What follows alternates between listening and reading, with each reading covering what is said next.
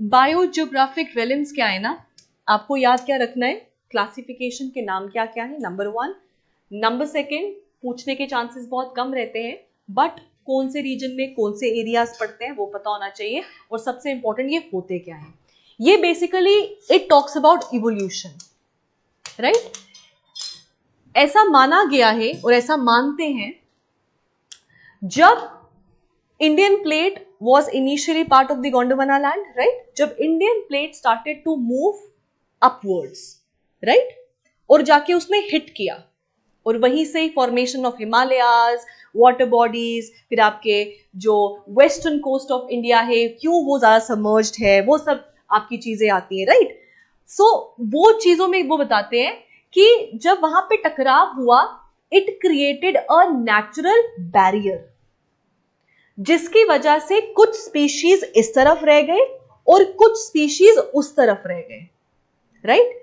इसीलिए ऐसे बहुत सारे स्पीशीज हैं जो देखने में एक जैसे लगते हैं, लेकिन हैं बिल्कुल अलग अलग स्पीशीज।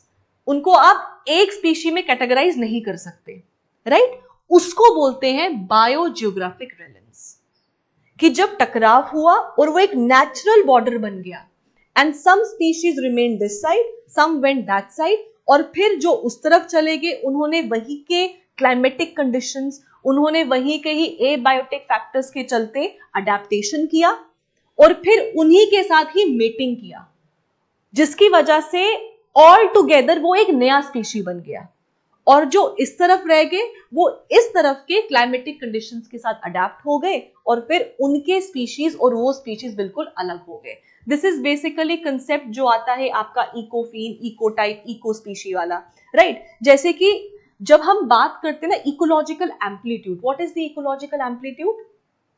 इकोलॉजिकल एम्पलीट्यूड में क्या क्रस्ट और ट्रफ करना है मैंने, ये टॉलरेंस बैंड है ना, किसी का ज्यादा किसी का कम। इकोलॉजिकल एम्पलीट्यूड की कितना कोई सह सकता है, किया था ना स्टीनो यूरी, किया था कि नहीं किया था, आप ऐसे जैसे कभी सुना ही नहीं है ये शब्द हमने, राइट।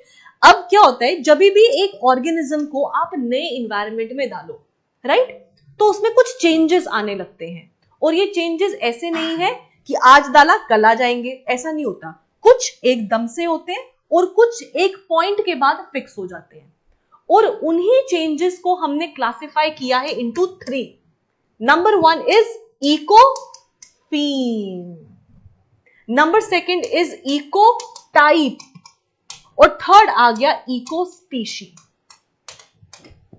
इकोफीन हो गया एक नई जगह पे जाने पर जब आप में फिजिकल वेरिएशंस आने लगे, उसको बोलते हैं इकोफीन। सो याद रखना, फर्स्ट से फीन, फर्स्ट से फिनोटिपिक, फिनोटिपिक से physical. Can you give me a very basic example of this? Excellent. जाओ हाँ जरा गोवा, जाओ जरा लद्दाख, स्किन टैन हो जाएगी, कोल्ड जगह पे जाओ ड्राइनेस हो जाएगी। This is what? This is adaptation, कि हमारी बॉडी उसमें अडेप्ट कर रही है और हमारी बॉडी उसमें फिनोटिपिक वेरिएशन दिखा रही है, बट दिस इज टेम्पररी। जब ऑर्गेनिज्म को आप वापस से डालोगे अपने ओरिजिनल हैबिटेट में, अपनी जगह पे, वो रिटर्न हो जाएगा to what it was actually. अब ऐसा तो नहीं ना टैन हुआ पूरी उम्र टैन ही रहेगा, वो ठीक भी हो जाएगा, राइट। फिर आ गया जी इकोटाइप। इकोटाइप हो गया जब वो ऑर्गेनिज्म उसमें लॉन्गर ड्यूरेशन के लिए एक्सपोज रहेगा, तो उसमें वो जेनेटिकली वो चेंज आ जाएगा, उसको बोलेंगे इकोटाइप, राइट, उसको बोल देंगे इकोटाइप। और जब वो जेनेटिकली जो चेंजेस आए हैं वो फिक्स्ड हो जाए और अब वो जनरेशन टू जनरेशन आगे मूव करेगा, that's called as eco species,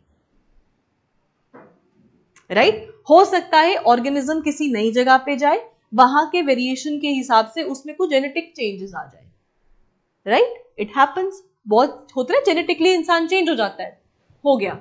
अब जरूरी तो नहीं है वो जेनेटिकली जो चेंज हुआ है अब वो आगे का पूरा खानदान ही वैसा हो जाएगा, नहीं, जरूरी नहीं है। और फिर जब वो चलता रहे चलता रहे चलता रहे और जेनेटिकली फिक्स हो जाए तो वो आपका इको स्पीशी बन जाएगा, ऑल टुगेदर अ सब स्पीशी, कि एक स्पीशी के अंडर एक और स्पीशी बन गया है, राइट। हाउएवर सब स्पीशी वाली कैटेगरी इको टाइप में आती है। जो इको स्पीशी होती है ना वो अपने आप में अलग होगी, जैसे रेलेंस में हुई है, अपने आप में अलग स्पीशी बन गई है। एंड जिन जो इको स्पीशीज होती है, two eco species can't interbreed because they are not similar species, so they can't interbreed also, right. और ऐसे ही कुछ रिलम्स जिनकी वजह से ये हुआ है उनको हम बोलते हैं बायोजियोग्राफिक रिलम्स। कितने हैं? 8 हैं जो हमने बांटे हुए हैं पूरे वर्ल्ड में कि भाई रेलेंस की बात करेंगे तो ये आपके 8 रेलेंस आते हैं। क्लियर?